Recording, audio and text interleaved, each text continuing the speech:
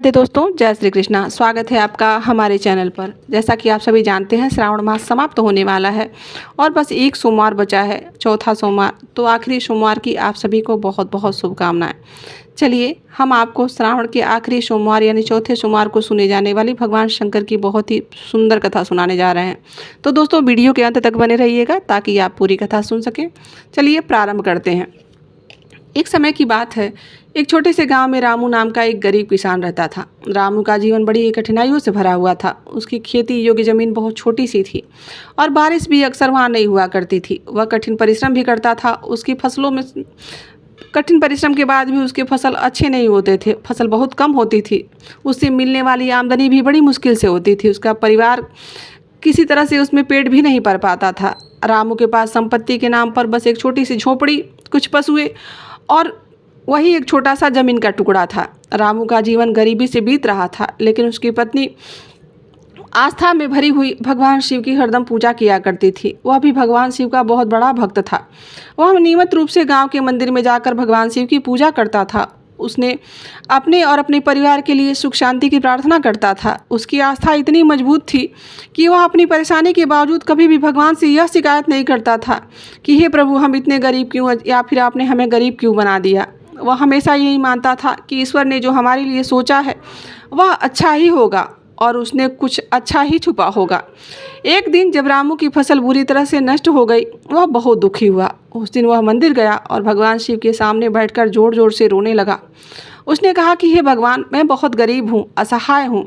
मेरे पास अब कुछ नहीं बचा है। मेरी फसल भी नष्ट हो गई और मेरे बच्चों को खिलाने के लिए मेरे पास कुछ नहीं बचा है। कृपया मेरी मदद करें। रामू की प्रार्थना सुनकर भगवान शिव को दया आ गई। भगवान शिव ने रात्रि में स्वप्न में रामू को दर्शन दिया और कहा कि हे रामू, तुम चिंता मत करो, मैं तुम्हारी प्रार्थना से प्रसन्न हुआ। तुम्हारे घर के पीछे जो एक पुराना पेड़ है, उस पेड़ के नीचे ज़मीन में जब तुम खोदोगे तो उसमें एक घड़ा मिलेगा जिसमें तुम्हें तुम्हारे ज़रूरत के हिसाब से धन प्राप्त हो जाएगा। उसे निकालकर तुम अपने जीवन को सुधार लेना।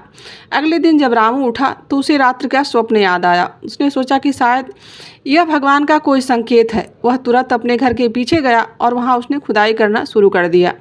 थोड़ी देर में उसे एक घड़ा दिखाई दिया। उसने जब उस घड़े को निकाला और उसको खोल कर देखा तो उसकी आंखें चमक उठी।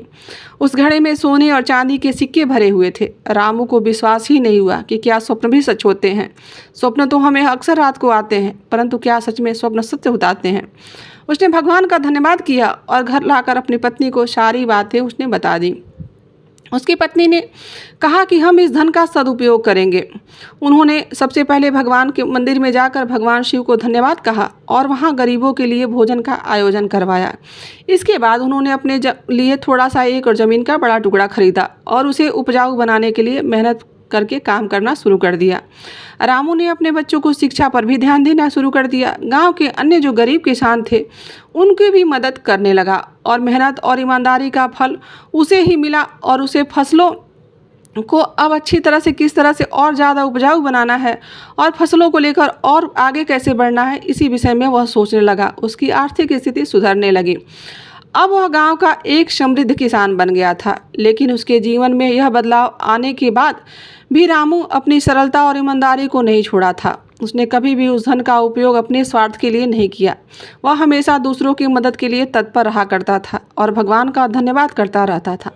समय बीतता गया और रामू का नाम गांव के एक ईमानदार, धार्मिक और परोपकारी व्यक्ति के रूप में प्रसिद्ध हो गया। गांव के लोग उसे बहुत मान सम्मान देते थे और उसकी बातें सुनते थे। रामू ने भी अपनी संपत्ति का एक बड़ा हिस्सा गरीबों और ज़रूरतमंदों की सेवा में लगा दिया। उसने अपने जीवन में कभी भी अहंकार नहीं किया और हमेशा दूसरों की भलाई के लिए काम करता रहा। रामू की इस धार्मिक और परोपकारी भावना ने उसे और भी अधिक समृद्ध बनाना शुरू कर दिया और उसके घर में सुख शांति और अधिक आनी प्रारंभ हो गई। उसकी ईमानदारी और धार्मिक आस्था ने न केवल उसके जीवन को बदल दिया, बल्कि पूरे गांव के लोगों के लिए भी वह एक प्रेरणा स्रोत बन गया। रामू की कहानी हमें यह सिखाती है कि ईमानदारी, परिश्रम और भगवान के प्रति आस्था साथ ही व्यक्ति को अपना जीवन और भी ऊंचे स्तर पर लेके जाने में सहायक होता है। भगवान उसी की मदद करते हैं जिसे आवश्यकता होती है। रामू ने कठिनाइयों में भी कभी हार नहीं मानी और उसने भगवान में अपनी आस्था बनाए रखी। उसके पश्चात भगवान ने उसे सब कुछ दिला दिया। वह आकांक्षा करता था, उसकी धार्मिक और परोपकारिणी इच्छाएं भी होती थी, परंतु वह कभी यह नहीं सोचता था कि मैं इतना धनवान हो जाऊं कि सिर्फ अपने लिए ही कुछ कर पाऊं। इस प्रकार रामू की कहानी यह संदेश देती है कि चाहे जीवन में कितनी भी कठिनाइयाँ आए, हमें अपनी आस्था और ईमानदारी को नहीं छोड़ना चाहिए। भगवान हमेशा उसी के साथ देते हैं जो सच्चे हृदय से और सच्चे मन से भगवान को याद करता है। तो दोस्तों, यह थी श्रावण सोमवार की बहुत ही सुंदर एक ईमानदार रामू की कथा। आशा करते हैं कि आपको यह कथा अच्छी लगी होगी और यहाँ तक बने रहने के लिए आप सभी का दिल से आभार। मिलते हैं किसी ऐसी कथा, कहानी और जानकारी के साथ। राधे राधे, जय श्री कृष्णा, हर हर महादेव।